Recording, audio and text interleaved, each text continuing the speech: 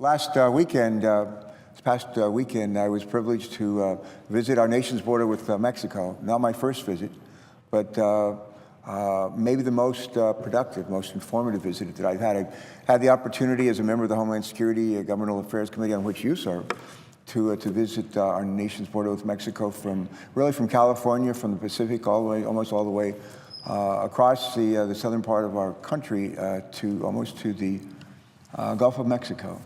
And I've not covered every square inch of it, every mile of that border, but I've had a chance to look up close and personally, if you will, to see what we're doing and what we've been doing in California, in parts of Arizona, and parts of Texas. And we all know those are some big states, but I've been there enough, talked to enough smart people, gone with my colleagues, this time with our chairman of our committee now, Ron Johnson from Wisconsin, and with Ben Sasse, a new member from Nebraska. I'm grateful to them for including a former chairman of the committee and my staff. And it was, I thought, very productive.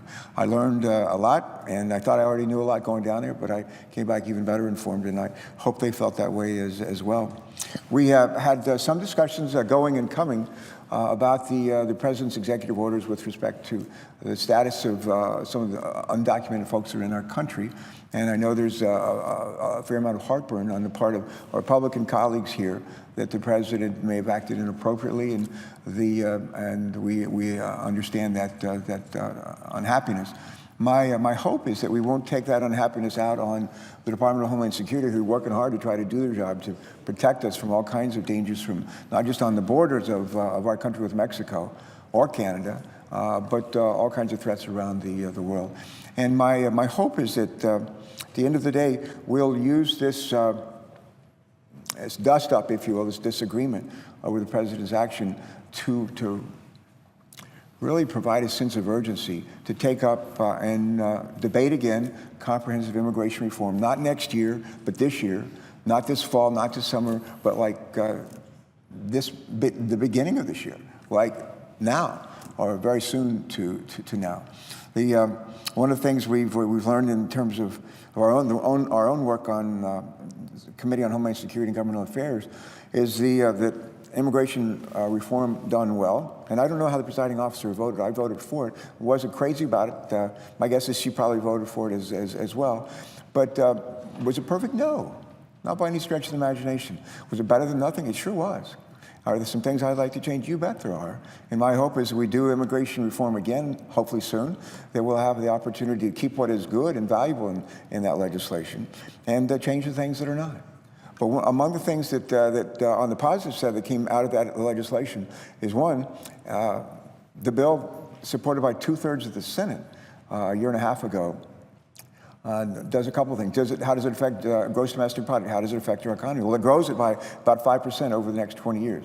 That's a pretty good little stimulus to help make sure the economic recovery continues. So that's something that I have to keep in mind. The other question, I had a lot of people who said to me, immigration reform back home in Delaware, have said to me, well, immigration reform, isn't that going to cost us a lot? Isn't it going to make the budget deficit bigger? Well, the Congressional Budget Office, which is neither Democrat nor Republican, has actually studied that, drilled down on that. And here's what they've concluded. And the immigration reform, imperfect though it was, though we passed a year and a half ago with strong bipartisan support, would actually reduce our budget deficit over the next 10 years by $200 billion. And further reduce our budget deficit over the next 10 years after that by $700 billion. Add those together, it's $900 billion in deficit reduction. And we're at a time when, as our presiding officer knows, we still have all the deficits down by 2/3 from where it was 5-6 years ago. It's still higher than we want it to be. And this is actually one of a number of things that we can do to continue to drive it down closer to zero, where we would like to be. I know I would like that, and I know our presiding officer feels that way too. One of the things we had in the immigration reform bill, as I recall, was some provisions dealing with guest worker programs. And what I've heard in my visits to Honduras, Guatemala, El Salvador, my visits to the border, are a lot of the people, and it's primarily those three countries, from which the greatest numbers of people coming across our border in South Texas, that's where they're coming from. Are there still Mexicans who come into the U.S.? Yes. Legally and illegally, yes.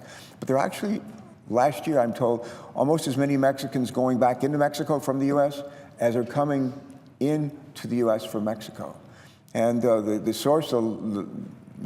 origin of the illegal immigration is Honduras, Guatemala, and Salvador. And if people say, why would anybody allow their 7, 8, 9, 10-year-old daughter or son literally leave in the hands or the arms of a coyote, get on a train, not on a passenger train, but on the top of a train, and try to travel 1,500 miles with all kinds of threats to their life and limb? Why would anybody do that? Well, having been in those countries, Honduras, the murder capital of the world, and seen in that country and in Guatemala and Salvador, police that don't police, prosecutors who don't prosecute, judges who don't administer justice, correctional systems that don't try to correct the behavior. School systems in Honduras, a great example. Kids in Honduras go from, I know, the officer has young children. Our boys are through school out into the world, but they, in the schools in Honduras, public schools, they go from grade 1 to grade 6. About half the kids actually make it to grade 6. The ones who make it to grade 6, only about half of them can read at grade 6 level. And the ones who actually make it through grade 6, only 5% of them can do 6th grade math. That's a problem. 7 years ago, when Hurricane Mitch came through Honduras, wiped out half their secondary roads. Half their secondary roads. And that country, you got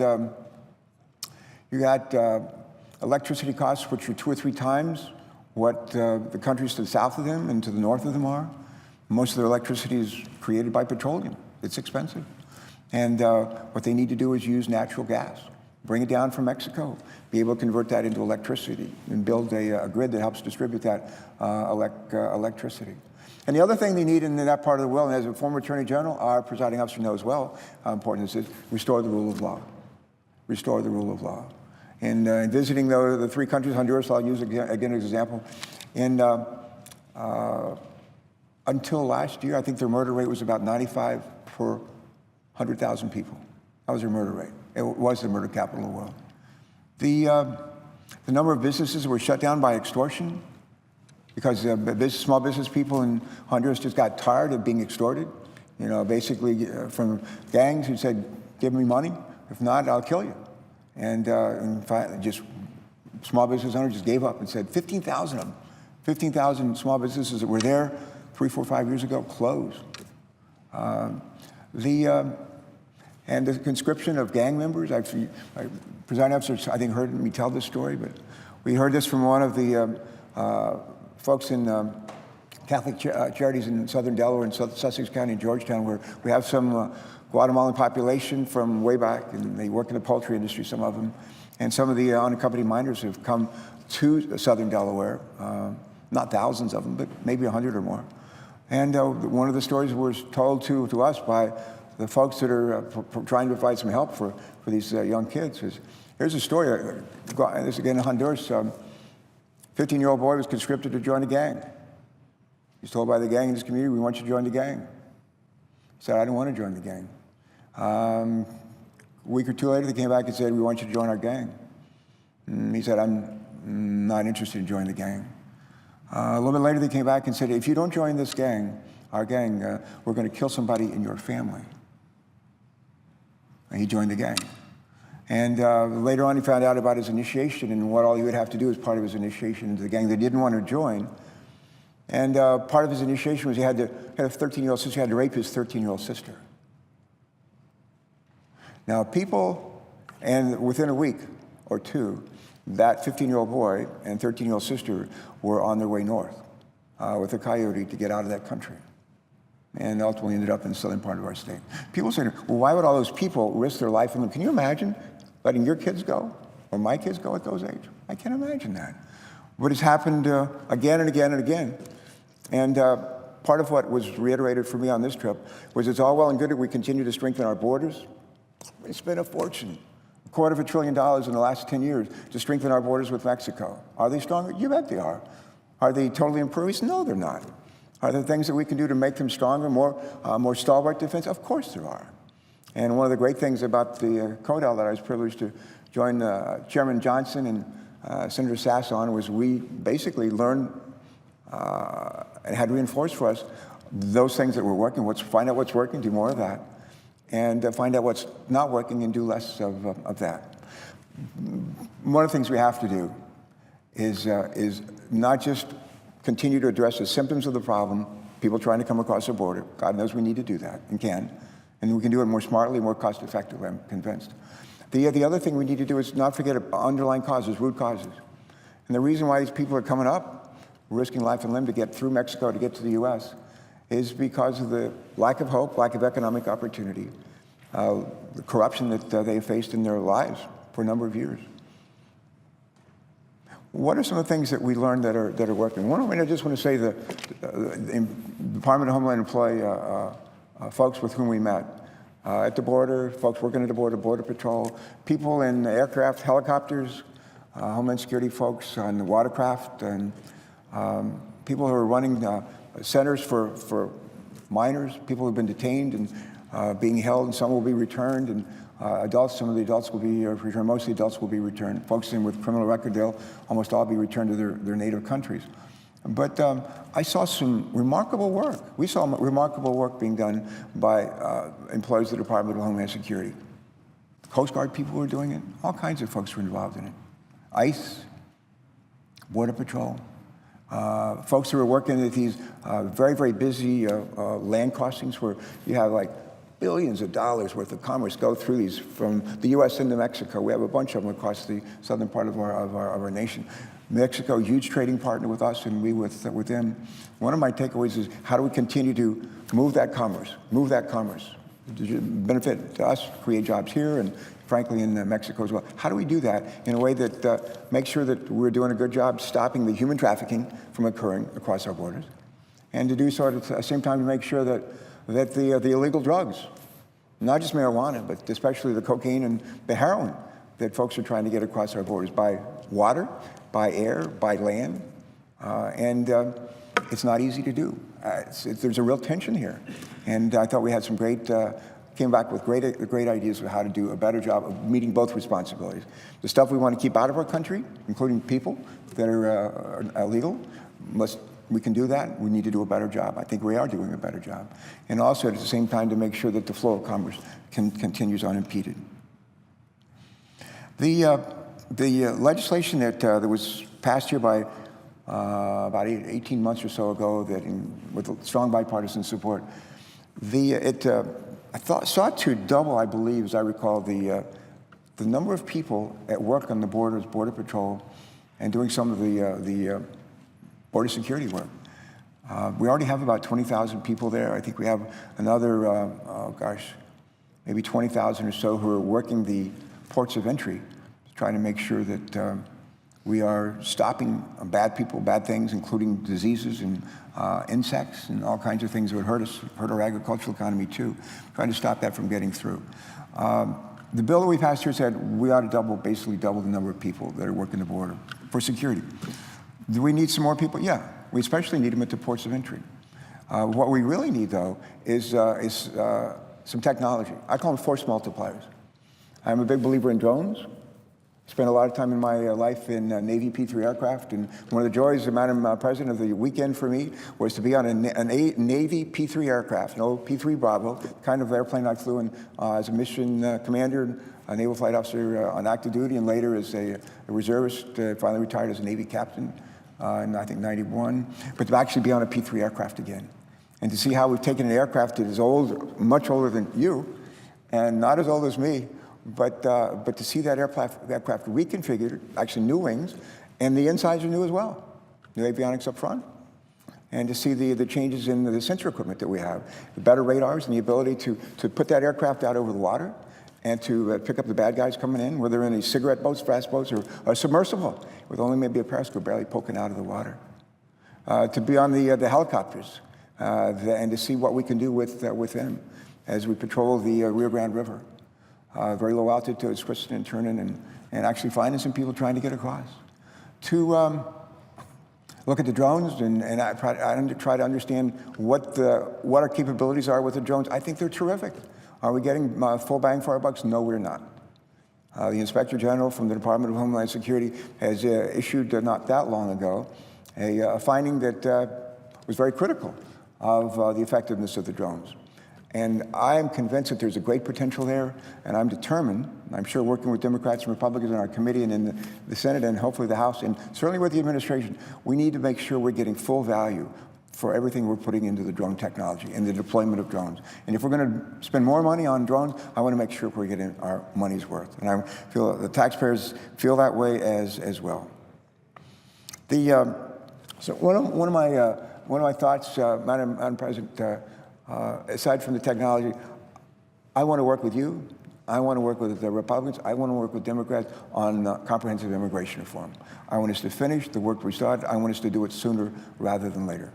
And I hope that the money that we have to spend in that bill to strengthen our border, we spend it in smart ways.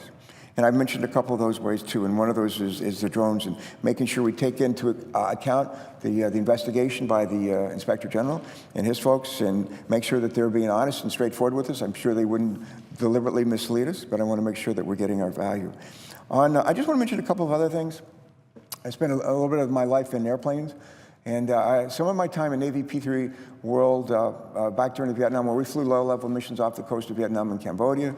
Our job was to pick up little infiltrator trawlers trying to come in and resupply the Viet Cong. And our job was to turn them over, when we found them, track them into the coast, turn them over to swift boats into the Coast Guard. That was our job.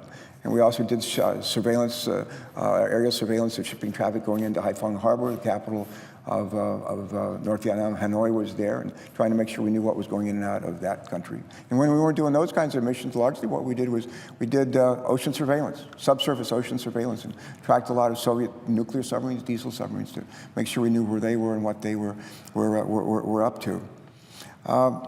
The other thing we did from time to time, we would be called on for Navy P-3 assets to do a search and rescue. And as we've seen the Malaysian aircraft that disappeared a number of months ago, the Indonesian aircraft that disappeared a number of months ago, we put out there to help search for them P-3 airplanes. And we put them out across the Indian Ocean and the Pacific Ocean with, in many cases, with binoculars, with radars running as well, and trying to listen to see if there's any radio signals coming out.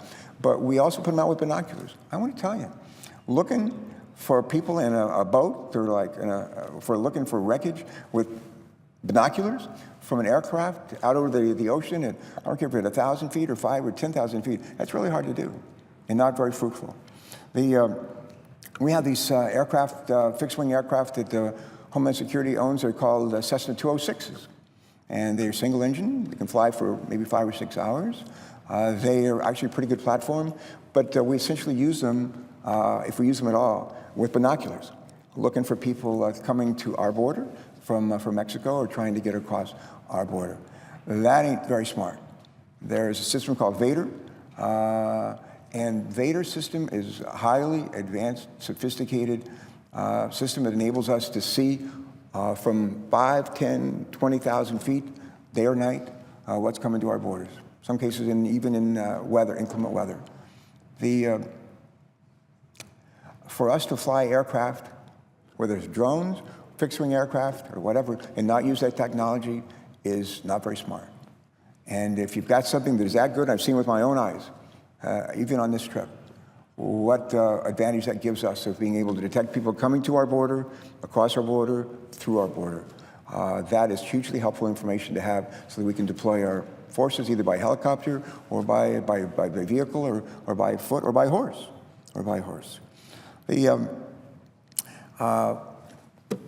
And our presiding officer's been to Afghanistan a time or two. I've been a couple of times myself. And I've had a chance to see the tethered dirigibles, lighter than air, that we've used in Afghanistan and Kabul and other places to enable us to surveil through cameras, other sensor devices, to surveil what's going on in Afghanistan and Kabul, for example. And they're very helpful. And it seemed to me when I was there the first couple of times at the border, one of the questions I asked is, why don't we use that technology? Why don't we use the technology that the tethered lighter than air dirigibles that can go up to 1,000 feet, 2,500 feet, 5,000 feet, even 10,000? Why don't we use them along the borders, particularly as we bring that equipment, that technology back from Afghanistan? Well, we're starting to do that. And one of the things we did, Madam President, we actually were at a tethered dirigible site right on the border by the Rio Grande River, and we had the opportunity with the tethered dirigible up and operating to actually be in the shack, if you will. It's like the monitoring shack right at the base of the dirigible, and see people coming through Mexico, approaching, I think about a half dozen or so of them, approaching our border and waiting for sundown or dusk to be able to come across the Rio Grande River. They gave us the opportunity to know they were coming, to marshal our forces, and to have them positioned appropriately if these folks came across, to take them into custody. And if there are folks that were not coming here lawfully or for asylum or were just looking for an opportunity to maybe for a better life or a better economic life, or if they're bringing bad stuff and could be drugs, and a bunch of them do, then we're in a position to deal with that. But the technology, the tethered dirigibles and the technology we can put on those cameras, radars and so forth, great stuff. And we ought to be doing more of that. Again, I like to say find out what works and do more of that, but that's a great force multiplier, but it's not the only one. We also have towers. These are towers that are not tethered dirigibles. They're towers that maybe protrude up 100, 200 feet up into the air. And they don't allow you, like the dirigibles do, to look over the horizon, but they can sure give you a good idea what's going for several miles. Either way, maybe 2 or 3 miles in radius. The dirigibles can look 10, 15 miles radius to see what's going on and inform us in all kinds of weather. So, but the towers that are on the ground are fine. Airboats. One of the most exciting things that we did was we got in these boats, fast boats, and we were going up and down the Rio Grande River, and gosh, maybe a mile away, the fellow who was running our I think it was our boat. I might be getting confused this with our helicopter, but in any event, because we're doing helicopters runs up and down the river, we're doing boats runs up and down the river. But one of them, I think it was the pilot. The pilot actually saw something in our helicopter about a mile up going around the bend, and he actually picked up visually people, or at least 1 or 2 people, who were approaching the bank of the river on the Mexican side. And sure enough, we ran in on them, and they had a raft there, and several people that were apparently trying to position to come across the river. But we have some parts of the Rio Grande River that the kind of watercraft we're in works just fine. But there are other parts of the river where we need an airboat because the water is very shallow. And the boats that we're in would run aground. And so one of the other takeaways in terms of force multipliers is making sure we have boats that have the technology that's appropriate, but also making sure they have the kind of communications equipment that we need, but also making sure that we're using vehicles like airboats when they're needed. The other thing I was saying, and I hadn't thought about this until just right now, but one of the things that's really important here for us to better secure our borders is for Mexico to better secure their borders. All right? From Mexico, when folks are trying to get across from these 3 Central American countries and they're coming toward the southern border of Mexico, to make sure that Mexico realizes they have a dog in this fight. And if we stop them at our border, that means they're going to be, all these immigrants are going to be in Mexico, and will provide challenges, some problems, if you will, for the Mexican people. In some cases, just as an immigrant and a refugee that needs a place and needs work or needs food or shelter, and it's all those challenges that come with a movement of population like this. In some cases, they're criminals. Most cases not. But in some cases, they're criminals. And does the Mexican government want all that to occur? No, they don't. And they finally awakened to that, and they're doing, I think, a much better job of really with a multi-layered approach on their southern border to slow and stop, to some extent, the flow of illegal immigrants coming up from the 3 Central American countries I've mentioned. The other thing that Mexico can be very helpful in doing is shutting down train service. And I say that at least with tongue in cheek. There's a train called the Beast. In fact, there's several of them. They emanate from southern Mexico. They run the full length of the country, about 1,500 miles.